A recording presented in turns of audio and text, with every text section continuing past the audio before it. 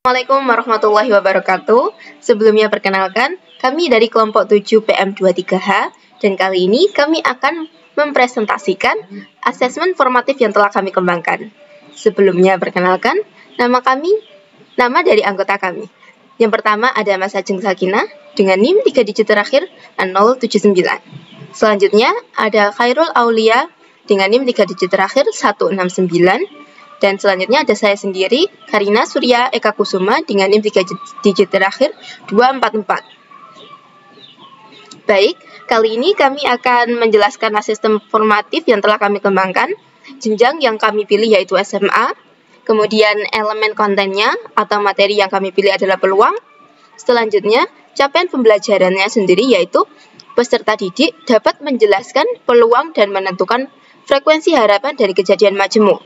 Mereka menyelidiki konsep dari kejadian saling bebas dan saling lepas, dan menemukan peluangnya. Dan tujuan yang telah kami rumuskan yaitu peserta didik dapat menentukan peluang dari kejadian majemuk, saling bebas, dan saling lepas.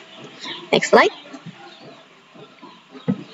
Nah, sebelum kita masuk ke peluang majemuk, kita harus mengenal dulu dari peluangnya sendiri. Jadi di dalam peluang terdapat ruang sampel dan kejadian. Ruang sampel itu apa? Ruang sampel adalah himpunan dari semua hasil yang mungkin dari suatu percobaan. Ruang sampel dinotasikan dengan S, dan banyaknya ruang sampel atau banyaknya elemen ruang sampel dinyatakan dengan NS. Kemudian, kejadian adalah himpunan dari ruang sampel. Biasanya dinotasikan dengan huruf kapital. Contohnya seperti A, B, C, D, atau terserah. Nah, kemudian banyaknya elemen kejadian A dinyatakan dengan NA. Banyaknya elemen kejadian B dinyatakan dengan NB, dan seterusnya. Lanjut, peluang suatu kejadian. Jadi, jika S adalah ruang sampel dan banyaknya elemennya yaitu NS, dan A adalah suatu kejadian dan banyaknya elemennya sendiri yaitu NA. Maka, peluang kejadian A diberi notasi PA, sehingga rumusnya itu menjadi PA sama dengan NA dibagi NS. Lanjut, kisaran nilai peluang.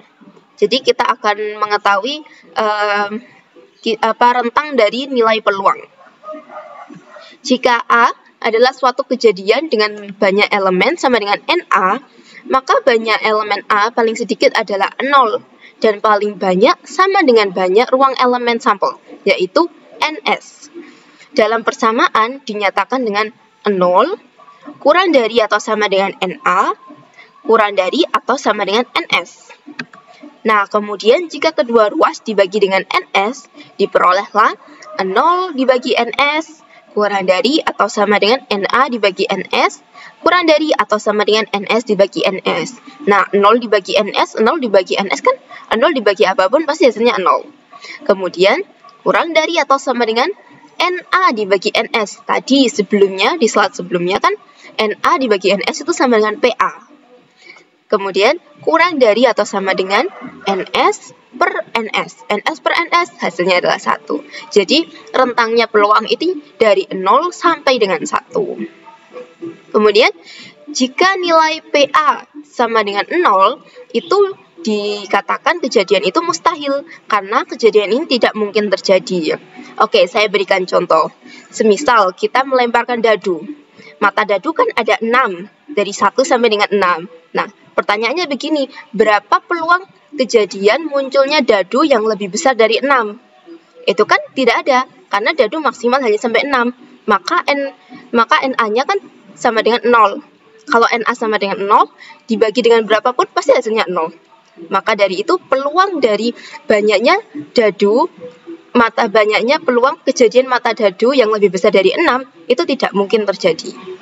Selanjutnya, jika nilai PA sama dengan 1, kejadian itu pasti, karena kejadian ini selalu terjadi. Contohnya dari dadu tersebut, misalnya yang ditanyakan adalah banyaknya kejadian peluang munculnya dadu yang lebih dari 0. Yang lebih dari 0 kan mulai dari 1 sampai dengan tak terhingga.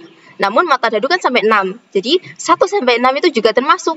Sehingga nilai dari NA itu sama dengan nilai dari NS. Maka NA per NS hasilnya sama atau sama dengan 1. Sehingga kejadian itu pasti terjadi. Next slide.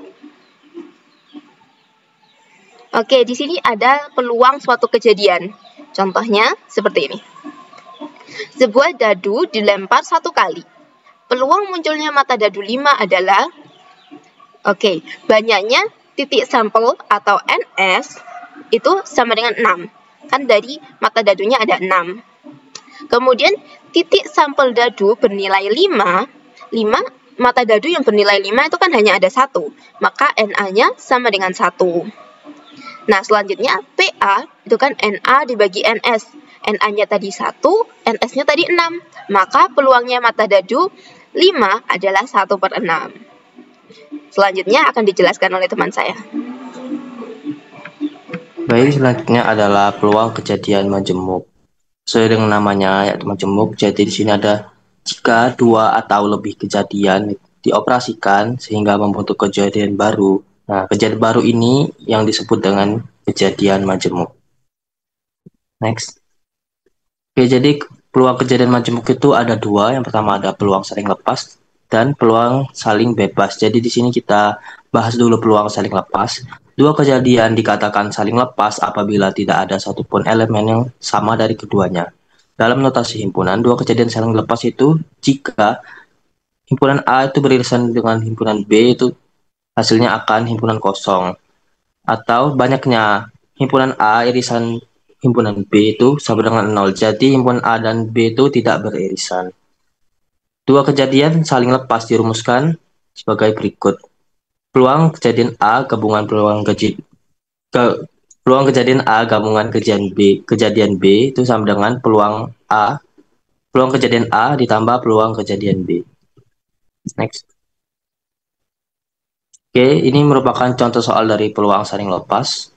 Soalnya yaitu 2 buah dadu yang saling dilantunkan akan muncul 36 sampel keseluruhan. Misalkan A merupakan kejadian munculnya mata dadu berjumlah 2 dan B merupakan kejadian munculnya mata dadu berjumlah 4. Maka tentukan peluang munculnya mata dadu berjumlah 2 atau 4. Nah, jadi peluang saling lepas ini mempunyai kata khusus. Kata khususnya yaitu atau. Jadi kalau ada kata atau itu pasti peluang saling lepas. Langsung saja kita jawab. Itu diketahui di situ NS itu merupakan jumlah sampelnya yaitu 36. Terus NA yang mana A-nya tadi merupakan kejadian munculnya mata dadu berjumlah 2. Itu ada satu kejadian yaitu 1 terus NB di mana B tadi merupakan kejadian munculnya mata dadu berjumlah 4, itu ada 3 kejadian yaitu 1, 3, 2, 2, dan 3, 1. Terus yang ditanya tadi adalah peluang munculnya mata dadu berjumlah 2 atau 4. Nah, kita masukkan saja tadi rumus yang kita ketahui sebelumnya. Peluang kejadian A gabungan B sama dengan peluang kejadian A ditambah peluang kejadian B. Jadi peluang kejadian A tadi NA per NS, yang mana kita tahu NA-nya tadi 1, terus NS-nya 36, jadi di situ ditulis 1 per 36, ditambah peluang kejadian B, NB itu didapat dari NB per NS. Yang kita tahu tadi NB-nya itu sama dengan 3, terus NS-nya sama dengan 36, jadi di situ 3 per 36, langsung saja kita jumlahkan jadi 4 per 36, terus ini bisa disederhanakan menjadi 1 per 9. Jadi peluang munculnya mata dadu berjumlah 2 atau 4 adalah 1 per 9. Selanjutnya adalah peluang saling bebas. Nah, ini bertolak belakang dari saling lepas tadi. Jadi peluang kejadian A dan B itu ditulis peluang A gabungan B. Terus 2 kejadian saling bebas dirumuskan sebagai berikut. Peluang kejadian A gabungan B sama dengan peluang kejadian A dikali peluang kejadian B. Nah, tadi kan saling lepas itu ditambah, kalau saling bebas itu dikali. Oke, ini merupakan contoh soal dari peluang saling bebas. Soalnya yaitu sebuah koin dan dadu dilempar secara bersamaan. Peluang munculnya gambar pada koin dan angka pada dadu adalah Ini kayaknya dan angka ganjil pada dadu adalah, nah terus, nah kalau saling bebas ini punya kata khusus juga yaitu dan. Tadi kan kalau saling lepas itu atau, kalau saling bebas dan. Langsung saja kita jawab. Misalkan A itu menyatakan munculnya gambar pada koin dan B menyatakan munculnya angka ganjil pada dadu. Maka peluang kejadian A itu sama dengan 1/2. Ini didapatkan dari NA per NS. Yang mana kita ketahui NA itu tadi munculnya gambar pada koin. Koin kan hanya dua kejadian saja yaitu gambar sama angka. Jadi gambar cuma satu, jadi di sini dapat 1/2. Peluang kejadian B itu sama dengan 3/6. Ini dapat dari NB per NS yang mana kita ketahui kalau kejadian munculnya angka ganjil pada dadu itu hanya 3, terus keseluruhan kejadian pada dadu itu 6. Jadi kita dapatkan 3/6, ini dapat disederhanakan menjadi 1/2. Terus yang kita cari adalah peluang munculnya gambar pada koin dan angka pada dadu. Di sini kita memakai rumus kejadian saling bebas, peluang kejadian saling bebas. Kita kalikan saja peluang kejadian A dikali peluang kejadian B, sehingga didapatkan hasilnya yaitu 1/4. Jadi, peluang munculnya gambar pada koin dan angka ganjil pada dadu adalah 1/4.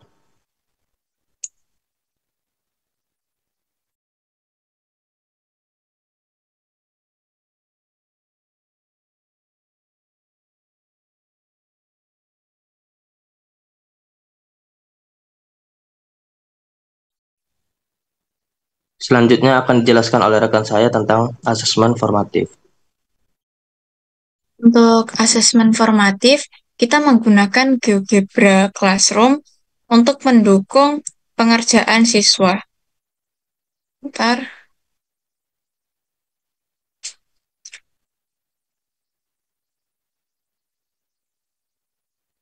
Nah, ini adalah tampilan guru ketika siswanya mengerjakan asesmen formatif ini dengan menggunakan GeoGebra Classroom. Di sini, kami menggunakan GeoGebra Classroom karena memungkinkan untuk memantau progres siswa. Selain itu juga di sini GeoGebra Classroom ada yang namanya fitur jeda.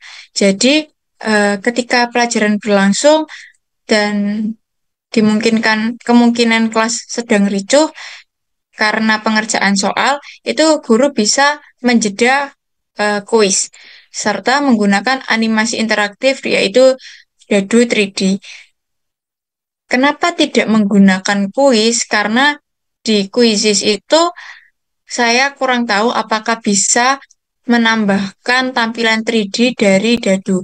Karena di sini kami menggunakan soal yang dimana kami menggunakan Dadu dengan GeoGebra klasik. Sini kami membuat animasi Dadu dari GeoGebra klasik secara manual dan ini adalah pengerjaan kami tanpa menggunakan template yang ada pada GeoGebra Classroom.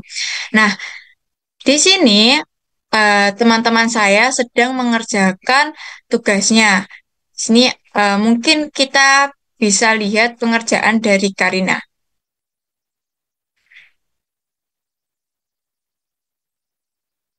Karina mendapatkan dadu berapa, itu bisa kita lihat. Nah, di tampilan saya adalah dadu dia mendapatkan nomor 3. Mungkin bisa bertanya kepada Karina, Karina, dadu yang kamu dapatkan itu berapa ya? Nah, jadi dari sini ini akan berpengaruh pada soalnya. Contohnya ini adalah tasto, yaitu berapa peluang kejadian muncul mata dadu genap atau ganjil yang lebih dari X, di mana X merupakan mata dadu yang muncul setelah kamu putar. Nah, siapa namanya Karina ini kan sudah memutar dadunya dan mendapatkan 3, jadi X-nya Karina adalah 3. Tentu saja nilai X ini pada setiap siswa itu akan berbeda-beda. kita bisa mengecek pekerjaannya Arul. Pada tampilan saya, Arul ini mendapatkan dadu 1. Apakah benar untuk Arul mendapatkan dadu mata 1? Mata dadu 1? Benar. Benar.